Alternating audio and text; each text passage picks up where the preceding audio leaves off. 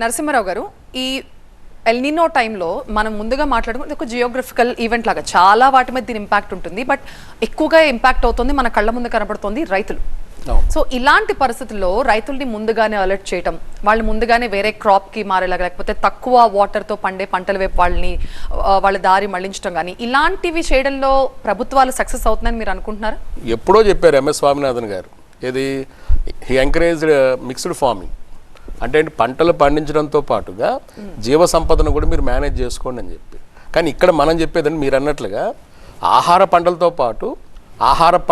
పాటుగా మనకు తృణధాన్యాలు ఇవి పండించుకోవడం చెప్తున్నారు. అంటే ఒక రకంగా మనం రైతులకు ముందుగానే మనం ఇంటిమేషన్ ఇచ్చాము, వాళ్ళని హెచ్చరించడం కూడా జరిగింది. కాబట్టి ఇవి వచ్చినప్పుడు కొద్దిగా మనం చూసుకోవాలి. సాయి భాస్కర్ గారు, రీసెంట్ టైమ్స్లో మనం ఈ హీట్ వేవ్స్ని ఎక్కువ ఎక్స్పీరియన్స్ చేస్తున్నాం. ఈ హీట్ వేవ్స్ అనేవి ఈ క్లైమేట్ చేంజ్ వల్ల అవుతుందా, లేకపోతే ఈ ఎల్నినో లాంటి వెదర్ ఫెనామినన్ వల్ల అవుతుందా? 40+ డిగ్రీస్ సెంటిగ్రేడ్ టెంపరేచర్ కంటే ఎక్కువగా ఉన్న ప్రాంతాలు మనకే కదా, అటు యూరోప్లో కూడా కొన్ని వేల మంది చనిపోయారు ఈ హీట్ తోటి. సో ఇది క్లైమేట్ చేంజ్లో భాగము. బికాజ్ యావరేజ్ గ్లోబల్ టెంపరేచర్స్ పెరగడం ఒకటి. రెండోది ద కైండ్ ఆఫ్ అంటే ఈ అర్బనైజేషన్ అనండి, ఇండస్ట్రియలైజేషను, ఎమిషన్స్, గ్రీన్ హౌస్ గ్యాసెస్ అంటాం మనం. ఈ అతిగా మనం ఇంధనాలు ఫాజిల్ ఫ్యూయల్స్ వాడి ఎమిషన్స్ చేయడము.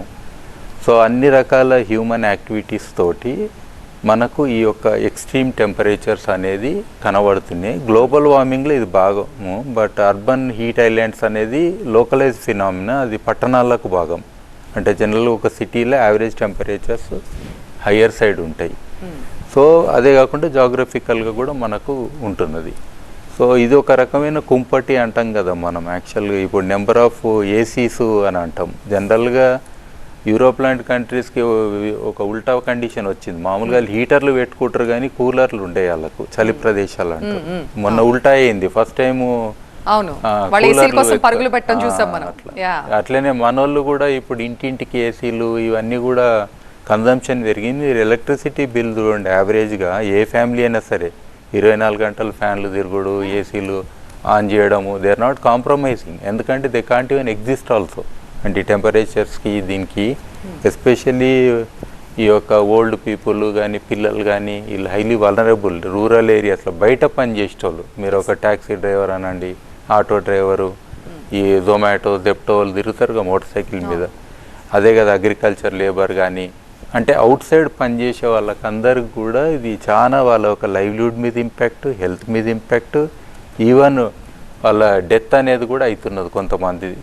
ఈ పచ్చి ఆకు కూడా రాలిపోతుంటుంది మేడం. అంటే చెట్టు మీద ఇట్లా ఉన్న ఆ పచ్చి ఆకు కూడా కింద పడి ఉంటుంది మనకు. సో ఆ కండిషన్ చూస్తున్నాము. ఇక కొన్ని ఊర్లలో అయితే డప్పు శబ్దాలు వినబడుతుంటాయి.